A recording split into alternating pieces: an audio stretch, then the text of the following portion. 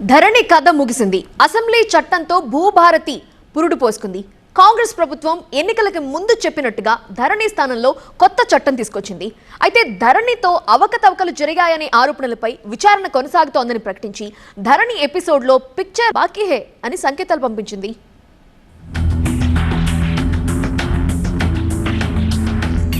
Telangana assembly సమావేశాల్లో భూభారతి బిల్లుపై చర్చ వాడివేడిగా సాగింది. ధరణి స్థానంలో తీసుకొచ్చిన ఈ చట్టాన్ని తెలంగాణ ప్రభుత్వం అత్యంత ప్రతిష్టాత్మకంగా తీసుకుంది. ఈ బిల్లును సభలో ప్రవేశపెట్టిన మంత్రి పొంగులేటి శ్రీనివాసరెడ్డి 2020లో తీసుకొచ్చిన ధరణి చట్టంతో లక్షల సమస్యలు వచ్చాయని అన్నారు. ఇచ్చిన మాట ప్రకారం ఇద్దరు వ్యక్తులు తయారు చేసిన ధరణి ఆర్ఓఆర్ చట్టాన్ని ప్రక్షాళన చేశామని ప్రకటించారు.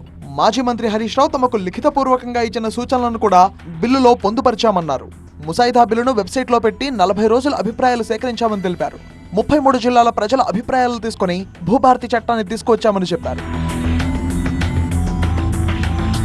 అబాది గ్రామకంట భూముల సమస్యకు ఈ కొత్త చట్టంలో పరిష్కారం ఉందని సర్కార్ తెలిపింది. పొజిషన్, పాస్బుక్ కు ఉన్న భూ విస్తీర్ణ వ్యత్యాసాలను సరిచేసే అవకాశం ఉందని పేర్కొంది. మ్యూటేషన్ పై అభ్యంతరాలు ఉంటే ఆర్డీఓ ఆధ్వర్యంలో అపీల్ అథారిటీని ఏర్పాటు చేస్తామని ప్రకటించింది.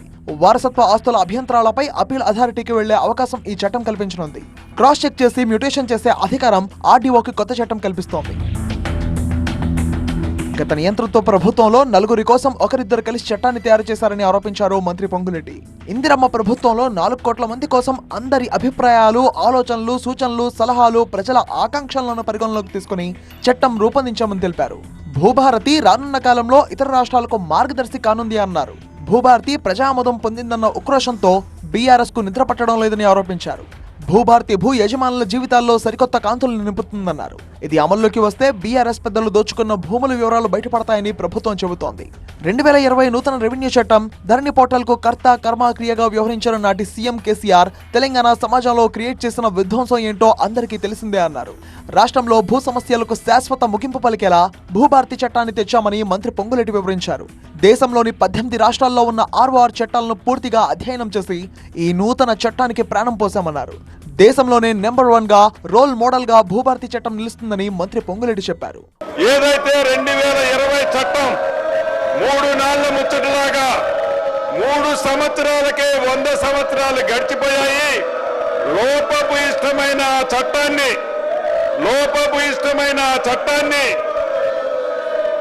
ఏదైతే దాన్ని ప్రక్షాళన చేసి ప్రతి రైతన్నకు అండగా ఉండే విధంగా ప్రజల చట్టంగా ఈ భూభారతి చట్టాన్ని తేవడం జరిగింది అధ్యక్ష. ఫోరెన్సిక్ ఆడిట్ ని ఏర్పాటు చేయడం జరుగుతుంది అధ్యక్ష. భూభారతి చట్టంపై బీఆర్ఎస్ అభ్యంతరాలు వ్యక్తం చేసింది. అది భూభారతి కాదు భూహారతి అని ఆరోపించింది బీఆర్ఎస్. భూభారతి బిల్లులో కాంగ్రెస్ ప్రభుత్వం భూములకు కర్పూర హారతి పడుతుందన్నారు. తెలంగాణ రైతులకు రక్షణ కవచంగా ధరణి ఉందని, దాన్ని రద్దు చేయడం వల్ల రైతులు తీవ్రంగా నష్టపోతున్నారని ఆందోళన వ్యక్తం చేశారు. భూభారతి పోర్టల్ భూమితకు దారితీస్తుందని ఆరోపించారు. ధరణి వచ్చిన తర్వాత భూమోసాలు పోయాయని అన్నారు. ధరణితో ఆటలాడుతున్న కాంగ్రెస్ ప్రభుత్వాన్ని చరిత్ర క్షమించదని చెప్పారు. బీఆర్ఎస్ పార్టీ అంటే భూరక్షణ సమితి అని వివరించారు. అది భూభారతి కాదు, తెలంగాణ భూములకు కాంగ్రెస్ ప్రభుత్వం పట్టిన కర్పూర హారతి. రియల్ ఎస్టేట్ బ్రోకర్లకు తెలంగాణ ప్రభుత్వం వాడుతున్న మంగళ హారతి. కాబట్టి ఆ సాఫ్ట్వేర్ మీద గంటల తరబడి మాట్లాడినరు. మేము ఛాలెంజ్ చేస్తున్నాం. 1,52,00,000 సంబంధించిన 70 లక్షల రైతులకు సంబంధించి నా భూమి పోయిందని, నా భూమి మాయమైందని, నా భూమి ఇతరులకు మారిందని ఒక్క అప్లికేషన్ మీ 1 సంవత్సర కాలంలో కానీ 4 సంవత్సరాల కాలంలో ఎవరికైనా వచ్చిందా చూపించమనండి. ఇక ధరణిపై ఫోరెన్సిక్ ఆడిట్ కు ఆదేశిస్తున్నట్టు ప్రభుత్వం ప్రకటించింది. భూ లావాదేవీలకు సంబంధించి ధరణి పోర్టల్ అందుబాటులోకి వచ్చాక చిత్ర విచిత్రాలు చాలా జరిగాయని ఆరోపించింది. ధరణిని వాడుకొని చాలా మంది 100 ఎకరాల ప్రభుత్వ భూములను స్వాహా చేశారు అనే దానిపై అనేక ఫిర్యాదులున్నాయని తెలిపింది. అసలు ఈ అవకతవకలు ఎలా జరిగాయి, వీటి వెనుక ఉన్న పాత్రధారులు ఎవరు, ధరణి అమల్లోకి వచ్చిన తర్వాత ఇలాంటి అక్రమాలు ఇంకెన్ని జరిగాయి తదితర అంశాలు తెలుసుకునేందుకు రాష్ట్ర ప్రభుత్వం సిద్ధమైంది. ఈరోజు సంవత్సర కాలం నుంచి మేధావులతో చర్చించి, నిపుణులతో చర్చించి, ముఖ్యంగా జిల్లాలలో రైతులతో కూడా సమావేశాలు ఏర్పాటు చేసి వాళ్ళ ఒపీనియన్స్ తీసుకొని ఏ విధంగా చట్టం ఉంటే బాగుంటుంది, మీకు ఏ విధంగా సమస్యలు పరిష్కారం అయితే, ఈ ధరణి వల్ల ఎదుర్కొంటున్న సమస్యలు పరిష్కారం అయితే అని చెప్పేసి 1 సంవత్సర కాలంగా ప్రజలతో చర్చించి అన్ని క్రోడీకరించి ఈరోజు భూభారతి చట్టం 2024ను తీసుకురావడం జరిగింది. ఈరోజు ప్రవేశపెట్టడం జరిగింది. ఆ బిల్లు కూడా పాస్ కావడం జరిగింది. మొత్తానికి ధరణి స్థానంలో భూభారతి అనే కొత్త చట్టం తీసుకువచ్చిన కాంగ్రెస్ ప్రభుత్వం ధరణి కారణంగా అవకతవకలు జరిగాయి అనే అంశంను ఏ రకంగా వెలుగులోకి తీసుకొస్తుంది అనే దానిపై ఆసక్తి నెలకొంది.